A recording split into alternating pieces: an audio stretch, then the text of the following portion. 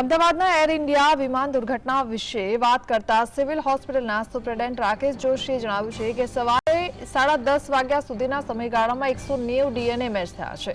157 મૃતદેહને તેમના સગા સંબંધીઓને સોંપવામાં આવ્યા છે, જ્યારે 15 સગાઓની રાહ જોવાઈ રહી છે।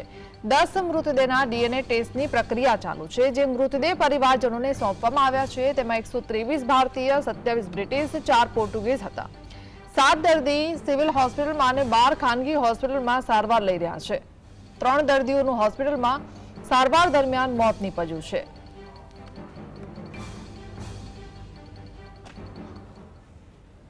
અને એના ડિસ્ટ્રિક્ટ વાઇઝ ડેટા આપ જોશો તો અહીંયા આપણને મળી જશે। 123 ઇન્ડિયન લોકોને આપણે એમના સ્વજનનો પાર્થિવ દેહ આપી દીધો છે। 4 પોર્ટુગીઝ, 27 બ્રિટિશ, 1 કેનેડિયન નાગરિક અને 4 લોકો છે જે નોન પેસેન્જર। આવી રીતે આપણે એમને એમનો પાર્થિવ દેહ આપી દીધો છે।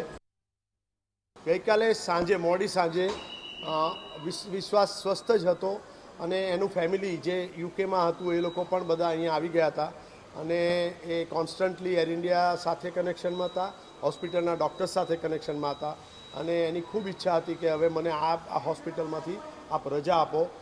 સવારથી કહી રહ્યો હતો પણ પછી અલ્ટિમેટલી 7:30ની આજુબાજુ એનું પરિવાર એને લઈ ગયું છે।